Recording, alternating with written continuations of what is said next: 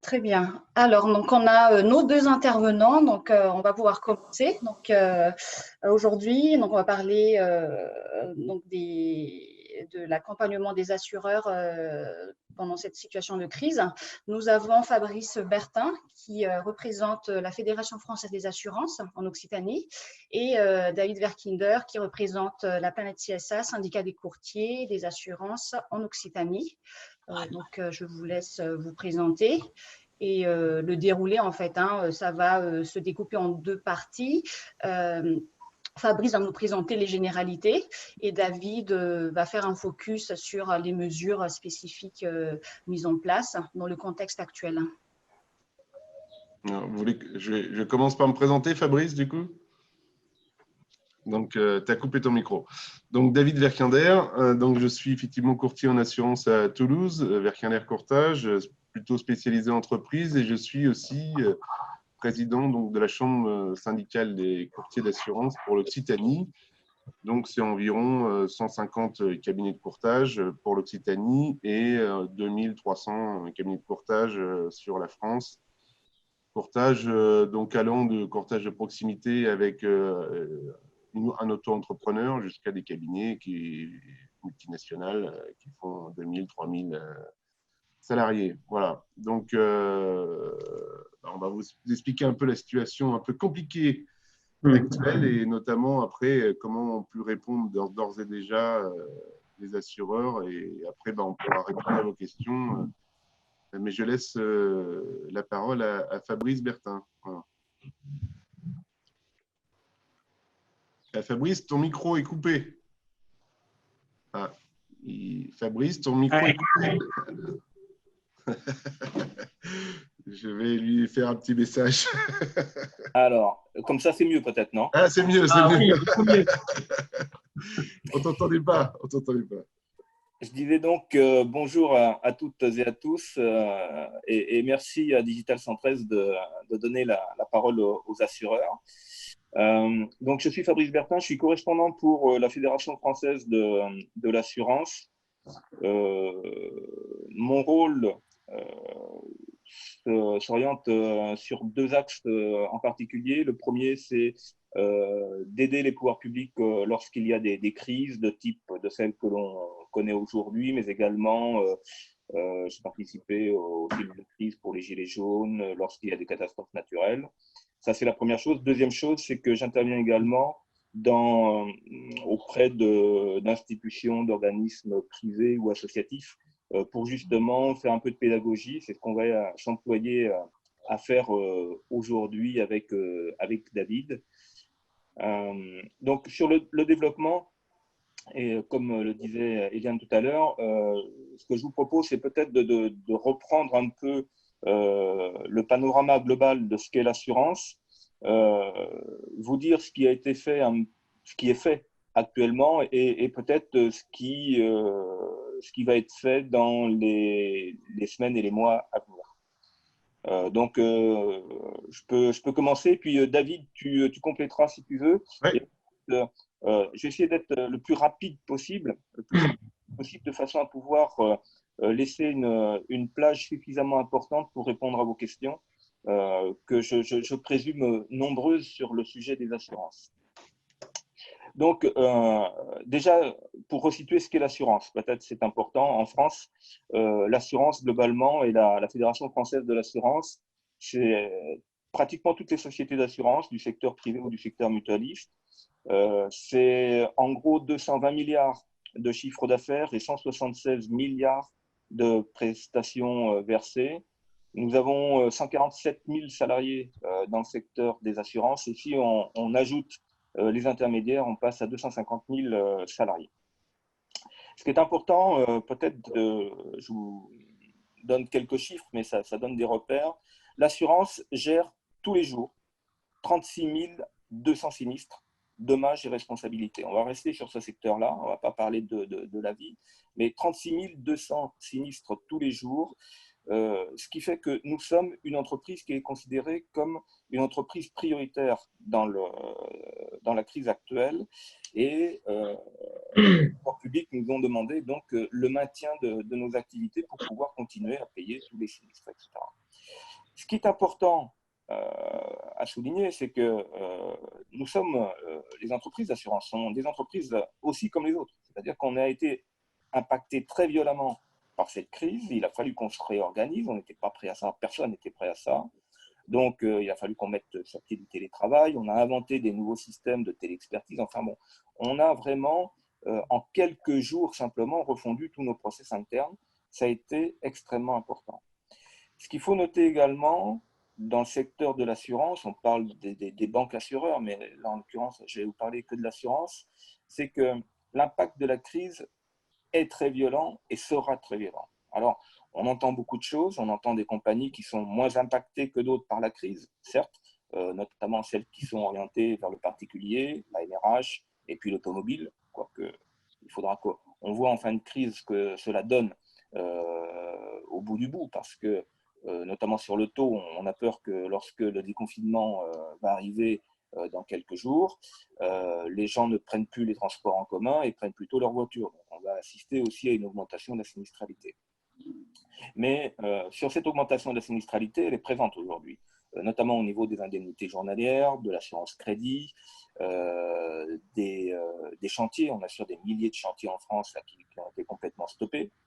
Pour autant, les vols et le vandalisme sur chantier, eux, je peux vous assurer, je suis bien placé pour le dire, que tout ça, ça a continué. On va assister également à une augmentation, et je pense qu'on en parlera peut-être tout à l'heure, de la responsabilité civile des mandataires sociaux, de la RC médicale, etc., etc.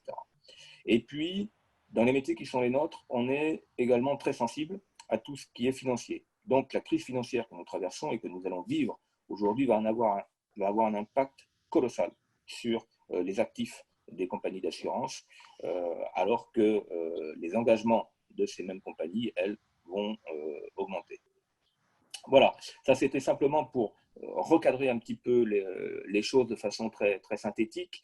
Sur ce qui se passe aujourd'hui. Alors, ce qui se passe aujourd'hui, là encore, ce qu'il faut savoir, c'est qu'on a la chance en France d'être dans un pays où les compagnies d'assurance sont très solides et ont des marges de solvabilité qui sont suffisantes pour faire face à ce type d'événements et de crises. Donc ça, c'est déjà une chose qu'il faut souligner, qui est très importante, d'avoir des compagnies qui soient extrêmement solides sur le plan financier. Ensuite, sur le plan des engagements, eh bien, il faut être certain que les compagnies vont respecter leurs engagements contractuels. Ça, c'est une chose. On va respecter l'ensemble des engagements et on va être évidemment sur le contrat d'assurance. Je parle de ça parce que dans la presse écrite, télévisée, etc., on parle beaucoup du sujet de la perte d'exploitation. Bien sûr.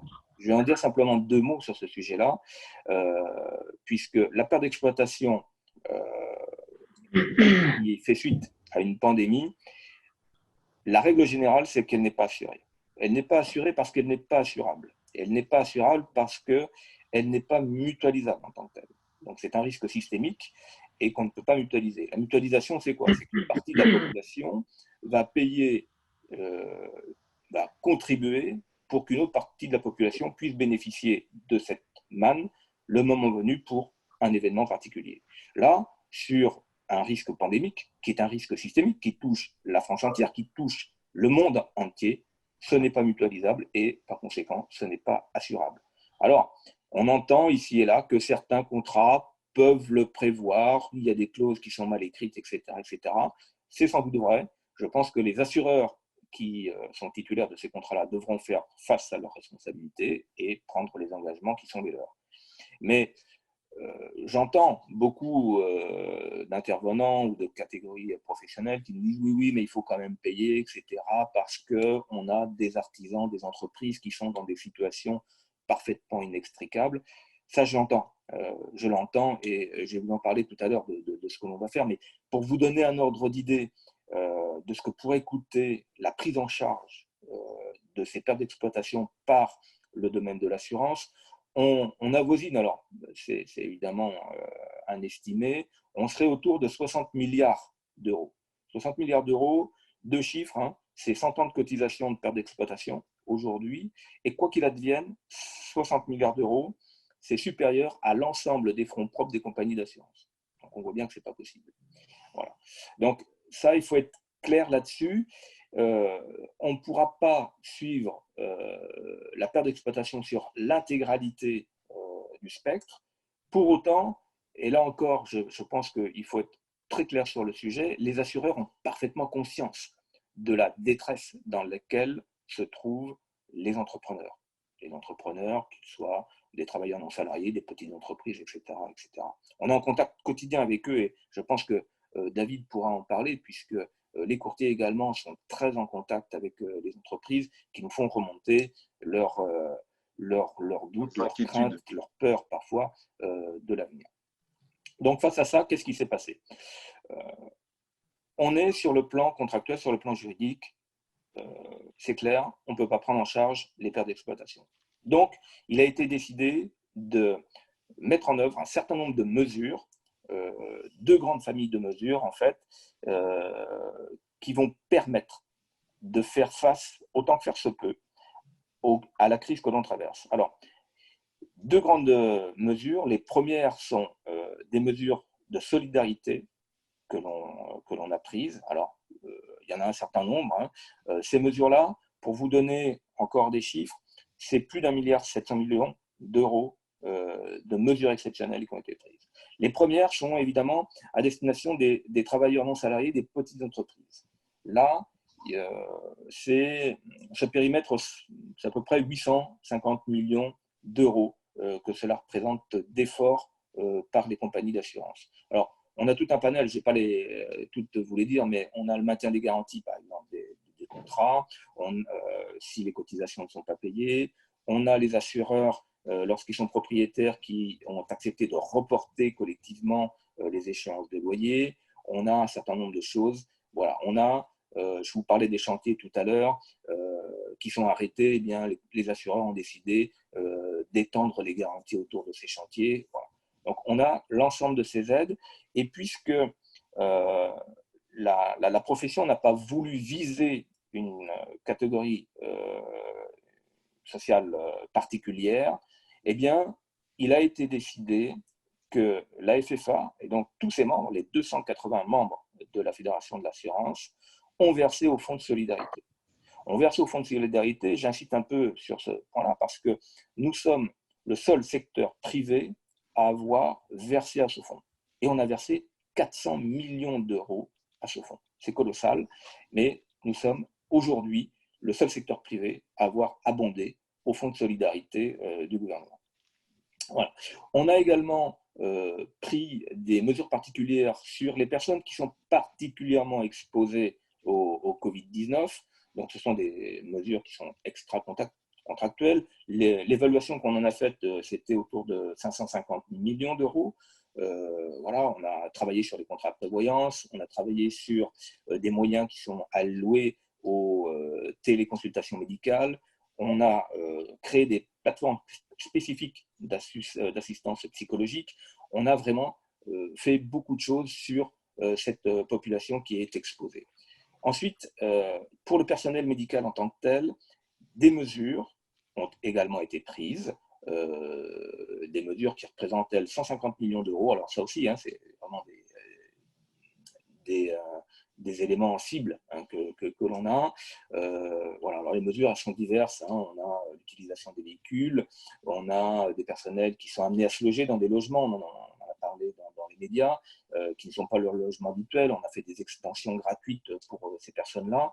On a fait tout un tas de choses qui ont permis, autant que faire se pouvait, de faciliter la vie du personnel médical. On a élargi leurs responsabilités médicales sur des périmètres qui n'étaient pas les leurs, des hôpitaux également qui accueillaient des personnels particuliers. On a également convenu d'étendre gratuitement l'activité de fabrication de masques et de gel hydroalcoolique pour des entreprises pour lesquelles ce n'était pas du tout leur activité. Tout ça, ça a été gratuit. Voilà. Donc, on a vraiment essayé d'accompagner tout le monde. Ensuite, on a eu tout un tas de mesures qui ont été prises par des enseignes donc, qui communiquent les unes après les autres. Donc là, on dit que c'est à peu près 200 millions d'euros sur cette population-là. Voilà. Et puis ensuite, et ça on le sait peut-être moins, on a eu un certain nombre d'initiatives citoyennes qui ont été prises par les compagnies d'assurance, notamment des dons à la recherche médicale aux hôpitaux. Voilà, on participe à des logements qui ont été libérés et mis à disposition pour les personnels médicaux. Voilà, les assureurs sont vraiment à la manœuvre sur ce côté-là. Sur ce plan-là, sachant que là aussi, un petit chiffre qui est tombé il n'y a pas très longtemps, les assureurs, dans leur globalité, ont mis à disposition 3 millions de masques et 6 000 combinaisons intégrales qui ont été offertes au personnel hospitalier. Voilà, donc ça, ce sont des mesures citoyennes. Ça, c'était le premier gros bloc, si vous voulez, des mesures qui ont été faites de façon rapide, immédiate et participative des assureurs. Ensuite, donc ce premier bloc fait à peu près 1,5 milliard. Le deuxième bloc, c'est plutôt orienté vers l'avenir, mais un avenir proche, puisque ce deuxième bloc fait 1,5 milliard d'euros et va être orienté plutôt vers des fonds qui vont permettre la reprise d'activité des petites structures, des PME, des ETI, mais également des artisans et des commerçants, donc à travers un certain nombre de fonds, donc deux. Alors, on peut rentrer dans les détails si ça vous intéresse, mais voilà des fonds qui existaient, les fonds NOV, alors sans doute David les connaît, mais donc ce sont des fonds qui sont gérés par la Caisse de dépôt et consignation et qui vont permettre de réinjecter un certain nombre de millions dans l'économie pour ces entreprises qui sont aujourd'hui en difficulté. Il a été également décidé de créer un nouveau fonds. On va élargir ce fonds-là de façon à pouvoir avoir une action beaucoup plus large. Voilà. Et puis, peut-être pour terminer, parce que je ne voudrais pas monopoliser la parole et être trop long, une réflexion, naturellement. Je vous ai parlé de la perte d'exploitation inhérente au risque pandémique qui ne pouvait pas être couverte, en l'état actuel des choses, en tout cas. Mais on se retrouve dans la situation qui était la nôtre en 1982, quand on avait créé le Fonds des catastrophes naturelles. Le Fonds des catastrophes naturelles, en 1982, on s'est posé la question de savoir comment on pouvait faire collectivement face à un risque qui était extrêmement conséquent et qu'aucun assureur isolément ne pouvait prendre en charge. Donc, là, il y a un groupe de travail déjà qui planche sur le sujet. On a des orientations. Donc, le sujet, c'est quoi? C'est de protéger notre pays contre des événements majeurs de type Covid-19, mais pas forcément que du Covid-19.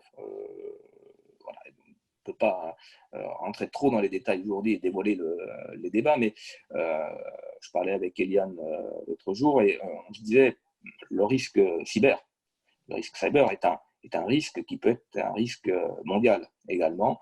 Et comment peut-on faire pour faire face collectivement à ce genre de choses? Je sais qu'aujourd'hui, les débats qui sont lancés, puisque j'ai été interviewé moi par une parlementaire sur ce sujet-là, aujourd'hui, la réflexion tourne autour de 4 sujets clés.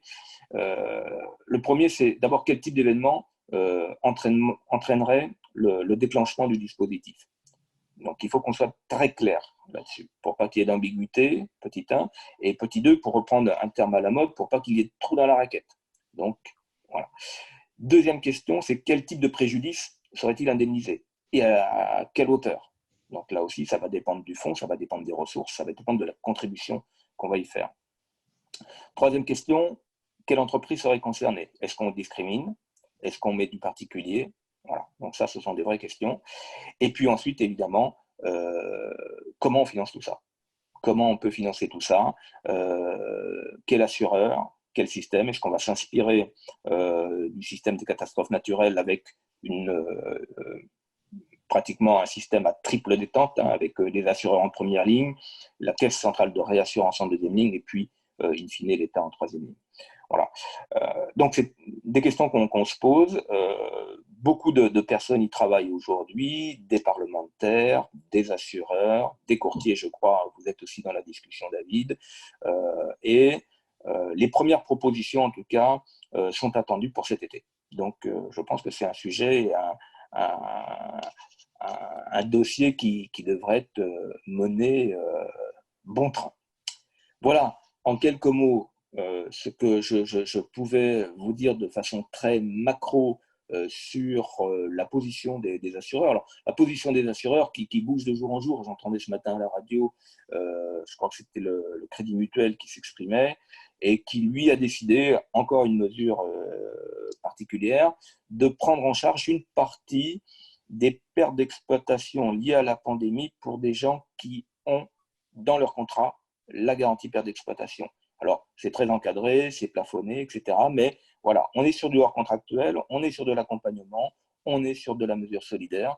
Et pratiquement tous les jours, j'entends ou je lis des accompagnements des uns et des autres, des effets d'annonce d'assureurs qui se disent, bah, écoutez, OK, le juridique, d'accord, pas de problème, il faut toujours aller à l'essentiel. Et l'essentiel, pour moi, c'est le contrat. Mais une fois qu'on a dit ça, ça n'empêche pas de faire une démarche solidaire. Et elles sont extrêmement nombreuses. David, qui est courtier, Je vais compléter quand je a pourrai. peut-être une vision plus large que la mienne sur le sujet, puisqu'il travaille avec beaucoup d'enseignes. Mais j'ai récapitulé un peu ce qui se fait sur le marché aujourd'hui. C'est vrai que c'est relativement conséquent et chacun y va suivant son appétence, suivant son domaine d'intervention, domaine de compétences, son secteur d'activité, eh bien, fait des gestes solidaires dans le cadre de cette crise-là. Voilà ce que je pouvais vous dire en quelques mots. J'espère ne pas avoir été trop long. Et David, si tu veux compléter, ça serait parfait. Et ensuite, franchement, on est là pour également répondre à vos interrogations. Oui, donc avant de répondre à vos questions, donc moi je vais vous donner la vision du côté courtage, parce que nous on est mandataire des clients, hein, des assurés, donc on est en première ligne, j'oserais dire, depuis le début de la crise et au fur et à mesure de l'évolution de la crise. Donc sans reprendre les chiffres clairement exposés par Fabrice, grosso modo, la complexité de cette crise et surtout la problématique qu'on a eue, nous, entre le tout début de la crise et maintenant, c'est justement, pour rebondir sur ce que disait Fabrice, c'est que nous, en tant que courtier, on travaille évidemment avec la plupart des assureurs, donc voire même, pour ma part, quasiment toutes les compagnies. Au tout départ de la crise, on a eu un peu un manque du coup d'informations parce que d'une part, personne n'était préparé à cette crise, bien sûr, hein. Et au-delà de l'aspect, effectivement, comme le rappelait Fabrice, contractuel, comme quoi, grosso modo, parce que le plus gros des sujets étant la perte d'exploitation liée à cette crise qui n'était, pour la globalité des contrats, pas couverts parce que pas prévus. Personne n'imaginait malheureusement qu'il y ait, au-delà de l'aspect pandémie, en fait, il y a plusieurs choses dans la perte d'exploitation. C'est que le principe contractuel, c'est que normalement, il n'y a pas de perte d'exploitation sans dommage. C'est-à-dire, la perte d'exploitation, normalement, est consécutive à un incendie, un dégât des eaux, un dommage électrique, une catastrophe naturelle qui fait que, de par les dommages exposés dans l'entreprise, l'activité est arrêtée ou réduite et donc l'assureur prend en plus, on va dire, j'oserais dire que c'est une option de garantie, la perte d'exploitation, en plus de l'assurance dommage aux biens. Donc, le principe de la mutualisation, comme l'a rappelé Fabrice, c'est qu'effectivement, il faut qu'il y ait un maximum de gens qui payent des primes pour que, de temps en temps, on puisse régler des sinistres exceptionnels. Et je pense aux catastrophes naturelles tout à l'heure. On parle de catastrophes naturelles. Il y a un fonds spécifique. C'est peut-être là-dessus qu'on va travailler après. Je vous expliquerai ce que fait effectivement notre syndicat avec la FFA pour essayer de travailler sur une solution à l'avenir. En tout cas, nous, avant même de travailler à l'avenir, il a fallu qu'on réponde, qu'on fasse de la pédagogie, qu'on change peut-être un peu de métier, qu'on devienne une pièce presque psychologue pour nos clients, parce qu'un grand désarroi devant l'inertie en fait, des couvertures d'assurance dans le cadre de cette problématique. Donc, première chose, c'est que nous, on remonte à la FFA, aux différents assureurs, les problématiques de nos clients. Et puis, au-delà, on fait de la pédagogie aux clients parce qu'on dit, en tant que professionnel, on ne peut pas leur dire oui, ça va être couvert peut-être, etc. Parce que si c'est contractuellement pas couvert, effectivement, sur le principe, c'est pas couvert. Après, l'idée, c'est que, et là, c'est là la problématique, et ça, c'est un autre sujet qu'on va devoir travailler aussi ensemble, l'ensemble, on va dire, de la profession, les assureurs, les courtiers, etc.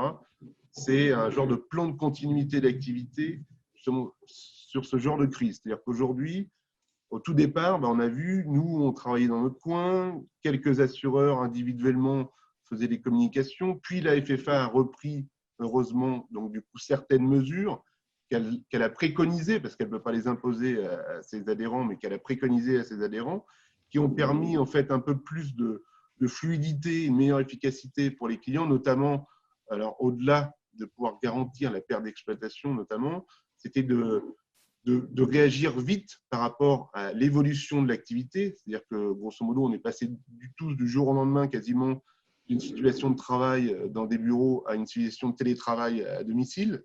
Donc, du coup, les premières questions que m'ont posées des clients, c'était « Oh là là, est-ce que le fait que je mette en télétravail mes salariés, est-ce qu'ils seront toujours couverts par la responsabilité civile de l'entreprise ?»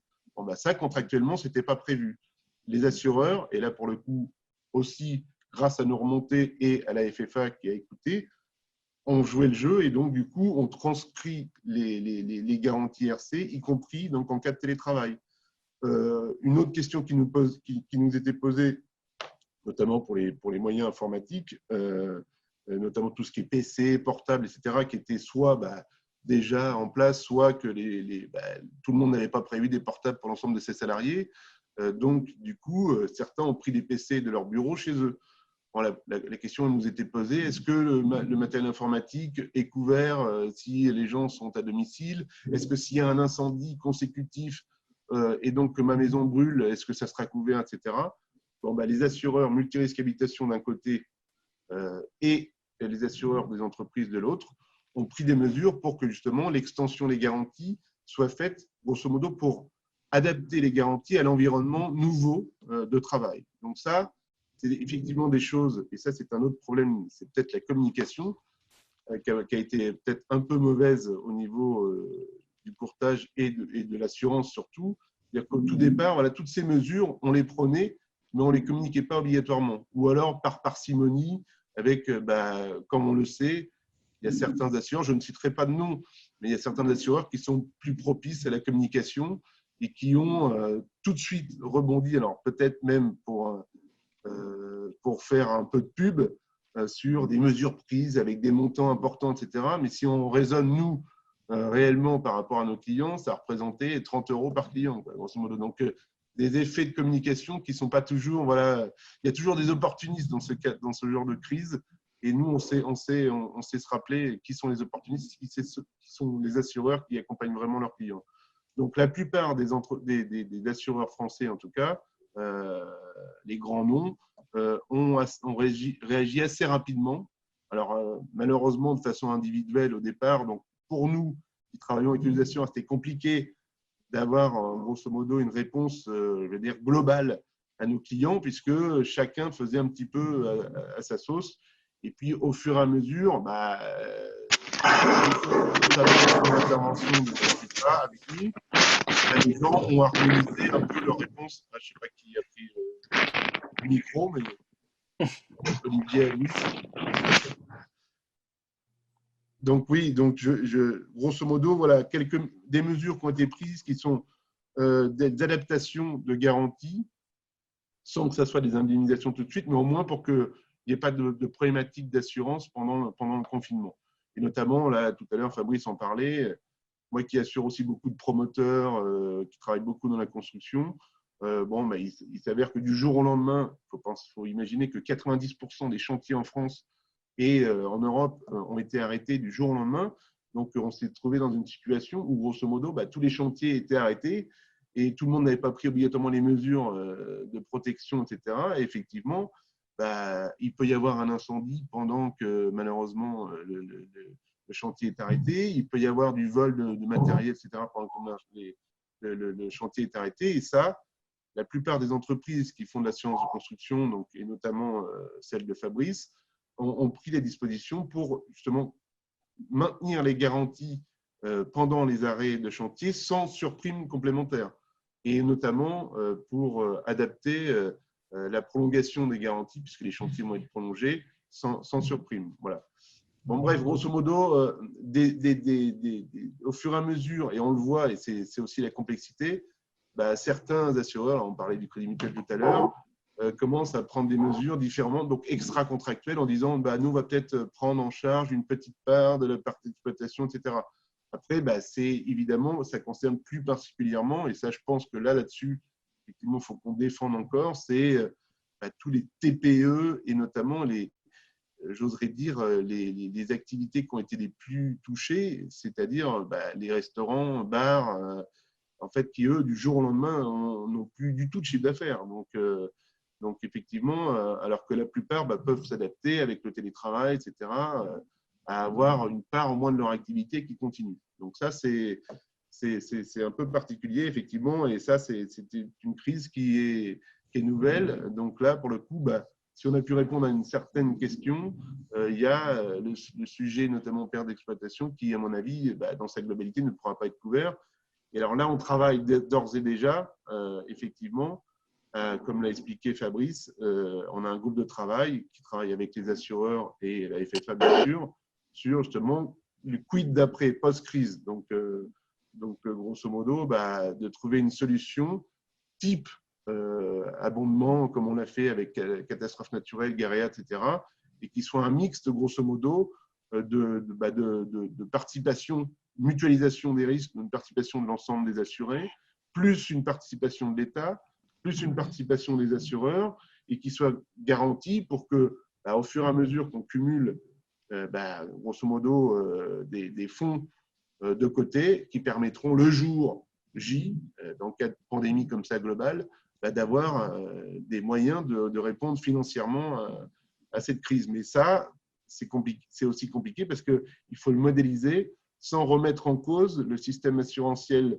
classique, parce que justement, moi, pour le vivre, et notamment, on fait partie des professions, et ça, c'est honorant pour nous, mais on fait partie des activités essentielles à la bonne marche de l'économie, puisque comme l'a rappelé Fabrice, si on a moins, par exemple, de sinistres auto en ce moment, parce qu'il y a moins de il y a moins de fréquences, mais il y a plus de gravité. Moi, personnellement, un même client, que je ne citerai évidemment pas, il y a sur 2 semaines 2 gros sinistres, c'est-à-dire auto, avec 2 épaves. C'est-à-dire que c'est plus de la fréquence. On n'a pas eu beaucoup de sinistres parce qu'évidemment, il y a moins de gens qui circulent. Mais malheureusement, ceux qui circulent, ils circulent plus vite, ils font moins attention, etc. Et donc, du coup, voilà. Bon. Bref, le fait est, c'est qu'il faut qu'on soit là, il faut qu'on soit présent, on l'est pour accompagner nos clients, parce que l'idée, c'est qu'on a 2 choses, comme le rappelait Fabrice, et après, on répondra à vos questions, c'est qu'on est aussi des entreprises. Pour ma part, je suis une TPE, on est 5 personnes, et donc le dispositif, moi, pour l'instant, je n'ai pas voulu mettre de gens au chômage partiel. On a donc fait du télétravail, mais j'ai une personne qui a, par exemple, des enfants de moins de 13 ans, donc qui est à domicile, voilà, donc qui ne travaille pas.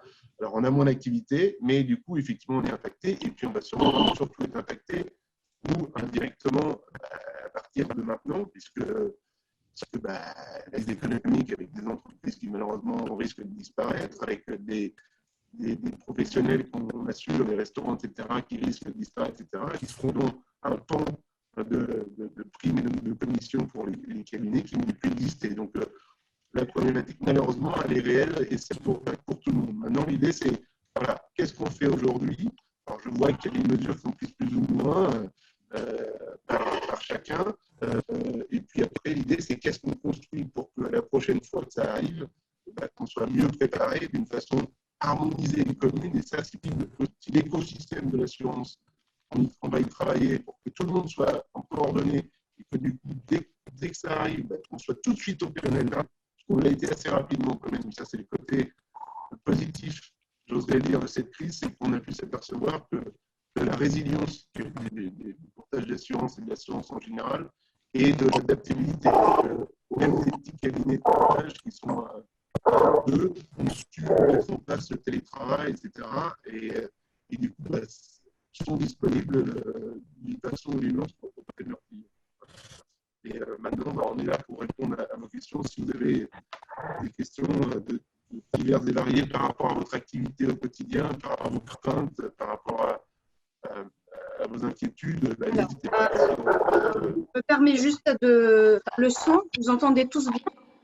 Non. Non. Alors, oui, il y a beaucoup de vibrations. Donc, je ne sais pas si David, tu n'avais pas un problème avec ton micro.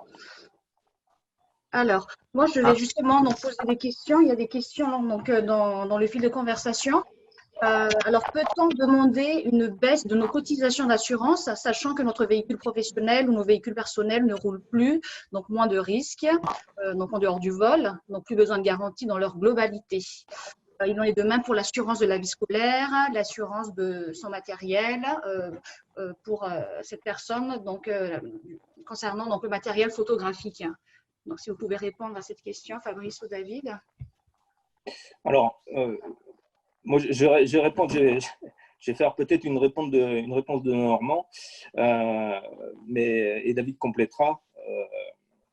D'une façon générale, la première chose, puisque vous avez bien compris que chaque compagnie ne va pas être impactée de la même façon par cette crise. Donc, chaque compagnie a une politique un petit peu adaptée, si vous voulez. Donc, la première des choses, c'est d'aller voir son assureur ou son courtier, son intermédiaire pour évoquer le sujet avec lui. Ça, c'est sur le plan général. Sur le plan général, en général, il faut faire attention aux fausses bonnes idées. Le fait de doter des garanties, même temporaires, je ne suis pas certain que ça soit une bonne idée, sachant qu'on ne peut pas tout ôter, qu'il y a des garanties qui sont optionnelles, là, éventuellement il faut voir, mais on est sur, notamment en automobile, on est sur un risque obligatoire et on ne peut pas prendre des garanties, par exemple. Donc voilà. Ensuite, à la marge, pourquoi pas le faire, mais il faut voir ce que ça va coûter in fine et ce que ça va vous rapporter. Parce que là, par exemple, pour du matériel photographique, la garantie marchandise transportée, je ne sais pas combien elle pèse sur le contrat d'assurance, mais la suspendre pendant 1 ou 2 semaines, il faut voir effectivement avec son assureur, d'abord ce qu'il en pense lui et quel est le véritable intérêt. Après, voilà, c'est clair que sur le risque automobile, et David l'a bien dit, sur ce risque-là en particulier, pendant la crise, on a moins de risques en fréquence. En revanche, on a toujours des risques sur les coûts qui sont effectivement plus importants lorsqu'ils arrivent. Et puis, ne pas oublier qu'une garantie vol, vous pouvez tout à fait vous faire voler votre voiture, vandaliser votre voiture, et notamment lorsque, alors je ne sais pas si peut-être que la personne ne va pas conserver son matériel dans sa voiture, je l'espère en tout cas, mais voilà, il y a quelques précautions d'usage à faire. David, si tu veux compléter. Je suis désolé, je ne sais pas ce qui se passe, mais j'ai un gros problème de micro, je vous entends pas bien et j'ai l'impression que vous ne m'entendez pas bien non plus. C'est ça, on a du mal à entendre. Bon, je ne sais pas ce qui se passe, excusez-moi.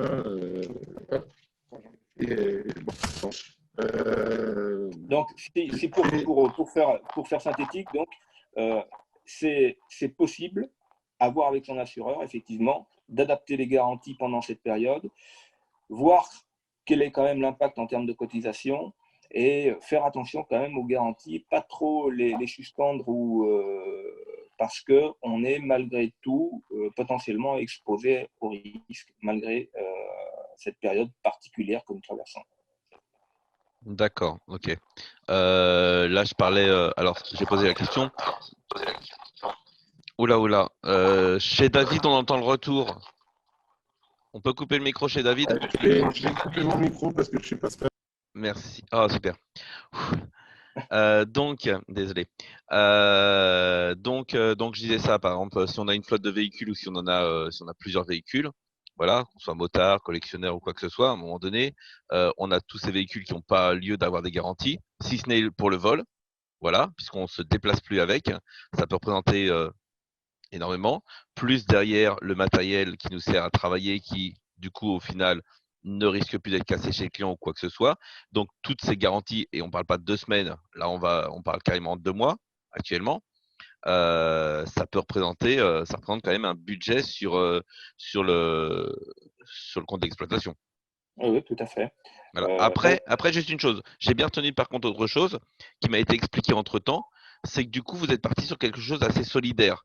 le fait de pouvoir aider les compagnies, là, je me dis, j'ai peut-être plus intérêt à demander à mon assurance pour le côté solidarité, euh, l'abaissement de mes cotisations, parce que si les assurances jouent le jeu d'être solidaires et d'aider les petits commerces et de fournir masques ou tout ça, là, dans ces cas-là, on rentre sur quelque chose d'humain.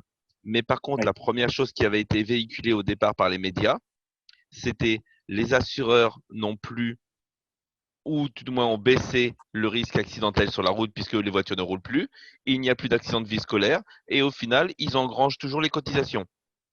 D'accord. C'était le premier constat et j'étais parti là-dessus à me dire en effet, les assureurs en ce moment se gavent. Voilà, nous, on n'a plus d'activité professionnelle et en attendant, les assureurs nous ponctionnent toujours nos cotisations alors qu'en fait, notre risque est quasi nul, sauf à l'intérieur de notre domicile où là, pour le coup, on a nos véhicules qui sont là. Voilà. Ouais. Alors, bon, alors déjà, j'invite tout le monde à être prudent avec les médias et ce qu'ils peuvent dire.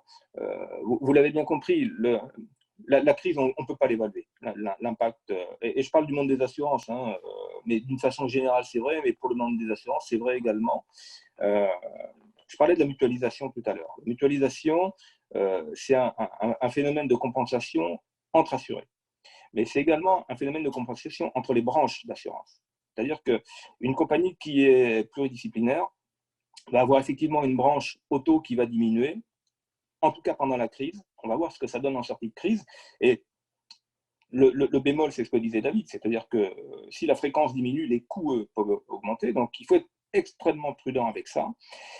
Ça, c'est la première chose. Mais une société comme la mienne, par exemple, qui fait de l'entreprise et du risque automobile, très clairement, aujourd'hui, en risque automobile, moi, j'assiste à une diminution de la fréquence. Ça, c'est clair.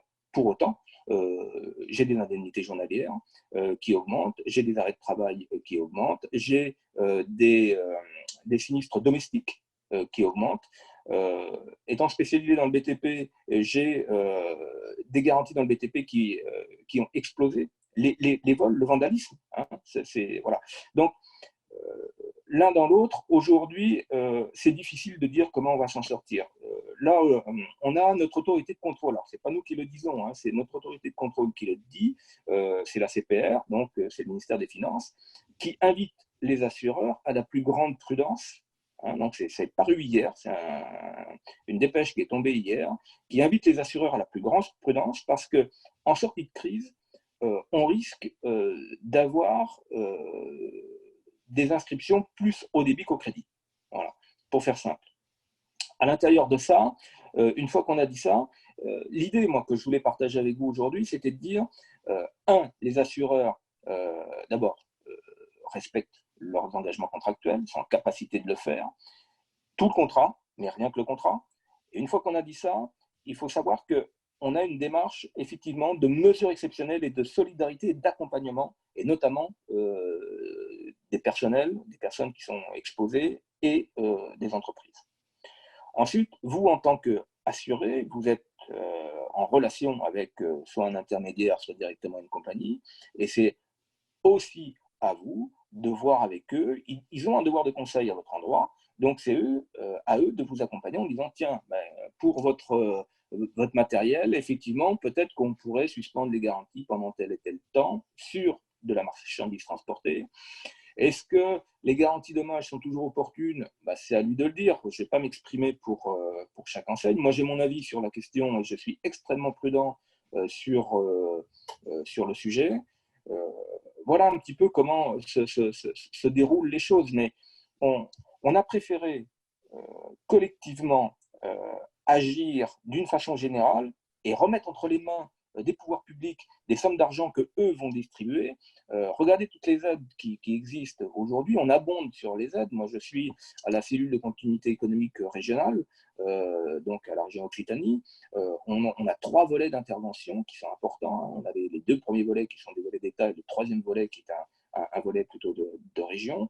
Et on abonde dans ce sens-là. C'est-à-dire que voilà, on a préféré faire quelque chose de général, on a préféré faire confiance au pouvoir public pour accompagner les entreprises plutôt que de cibler telle et telle entreprise.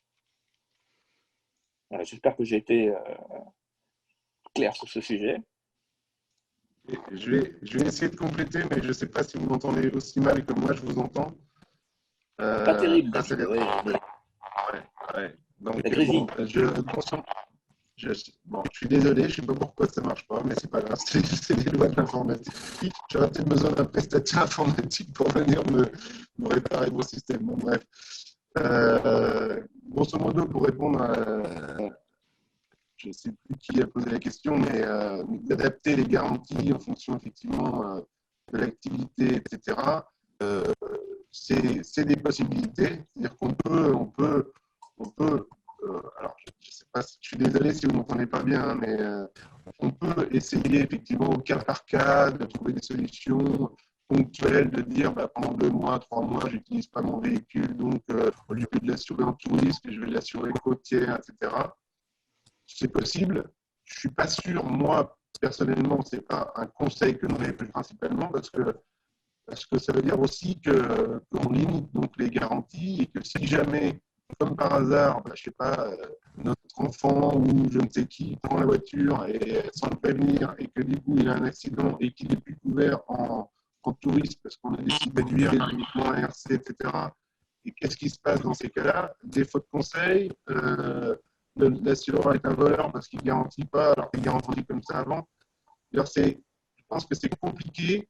Je ne suis pas partisan de réduire les garanties pour gagner un peu de primes. En plus, on va réduire un peu de primes sur, là on parle de l'individuel, sur 2 mois, sur 3 mois, et encore, pas sur 2 mois, 3 mois, parce qu'on va le faire à partir de maintenant, parce que les garanties restent acquises jusqu'à présent. Donc, c'est un peu compliqué. Après, l'idée, c'est par contre, dans la durée, de voir par rapport à la situation, est-ce qu'il y a des choses qu'il faut prévoir ou pas prévoir, etc.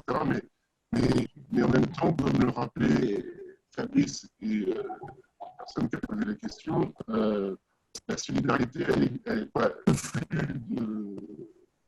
on va dire, de trésorerie et de Alors, David, on t'entend plus, David.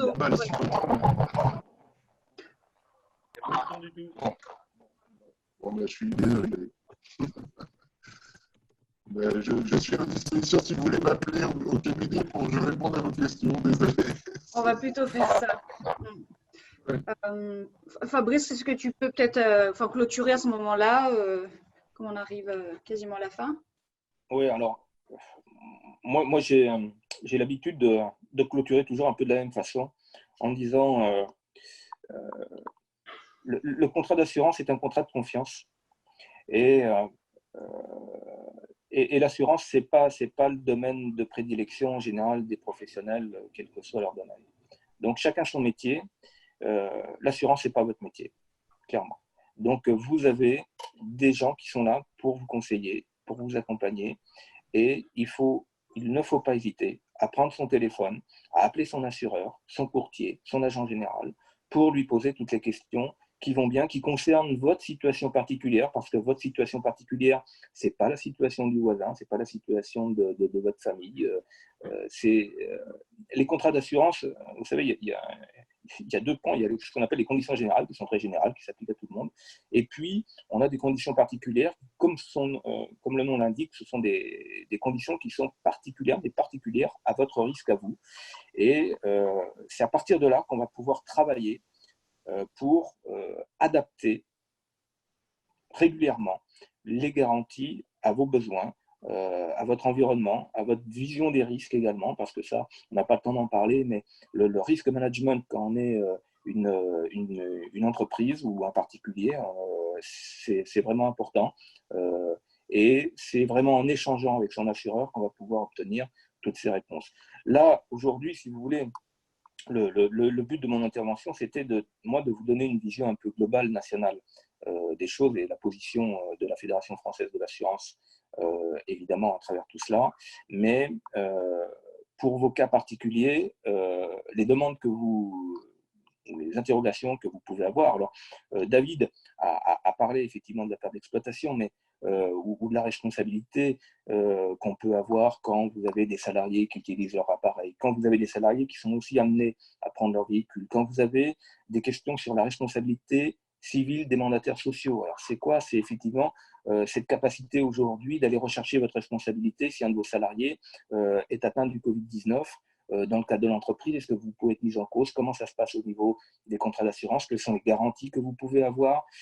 C'est quoi la différence entre du pénal et du civil? Sachant que lorsque on parle de responsabilité civile des mandataires sociaux et de la faute inexcusable notamment, on peut être sur les deux terrains, et du pénal et du civil. Comment ça s'articule tout ça? On a tout un tas de questions alors qui seraient sans doute un peu longues à développer aujourd'hui, mais que moi je vous propose d'évoquer avec votre interlocuteur habituel sur votre dossier assurance. Parce que on peut avoir un peu plus de temps, alors c'est très variable d'une personne à l'autre. Moi, je me débrouille très mal, je n'ai pas de temps pendant cette crise, peu de temps en tout cas, mais je sais que certaines personnes en ont, et peut-être qu'on pourrait mettre ce temps-là au bénéfice du dossier assurance pour répondre collégialement à des interrogations qu'on peut avoir les uns les autres, et que vous pouvez, vous, en tant que chef d'entreprise, en tout cas, avoir pour votre activité. Voilà, en guise de conclusion, ce que je peux dire. C'est vrai que le contrat d'assurance est un contrat, c'est très compliqué, hein, puisqu'on mixe énormément de choses. Pour comprendre un contrat d'assurance, je crois que c'est 7 codes qu'il faut manipuler, en gros. Déjà, le code civil, personne ne le connaît intégralement. 7 codes, vous voyez un peu ce que ça peut donner. Donc, voilà, chacun son métier. Et puis, n'hésitez pas à prendre contact, attache auprès de votre assureur qui se doit de vous accompagner, et particulièrement durant cette crise. Voilà, Eliane, ce que je pouvais dire en termes de conclusion. Très bien. Même si ne marche pas très bien, grosso modo, l'idée c'est que les choses évoluent avec la crise, puisque comme on n'était pas préparé, on voit qu'au-delà des dispositions qui peuvent être prises, comme je le rappelais tout à l'heure, de contrats actuels ou d'adaptation des garanties à l'environnement actuel, il y a des choses qui vont se faire au fur et à mesure, il y a des choses qui sont nouvelles. On voit, il y a un assureur qui communiquait aujourd'hui. L'idée, c'est que nous, en tant que courtier, de toute façon, on va répertorier à l'ensemble de nos comptes tout ce qui pourra se faire et s'adapter par les compagnies auprès des assurés. Voilà. Donc, en résumé, on est tous un peu dans cette même crise de merde. Et l'idée, c'est que j'espère qu'on en sortira le plus tôt possible. Il faudra être solidaire pour que la reprise de l'activité soit la plus rapide et la plus efficace possible. Voilà. Et on est là pour ça aussi. Voilà. Désolé pour ces défauts C'est la première fois que ça m'arrive, mais voilà, comme quoi ça peut arriver aussi, la gestion des risques. Je ne m'étais pas préparé à ce que mon micro ne sonne plus. Voilà. Donc, au plaisir en tout cas, et encore merci de nous avoir invités aujourd'hui à cette visio café. Très bien, merci beaucoup à Fabrice Bertin et à David Verkinder. Je mettrai le compte-rendu qui sera disponible donc, sur le site. Et puis, rendez-vous demain matin pour le prochain Café Visio sur le thème trucs et astuces RH post-confinement. Merci à tous. Ça peut nous intéresser aussi. Hein. Merci beaucoup. Bonne journée à tous. Merci à toi, Eliane. Merci à tous.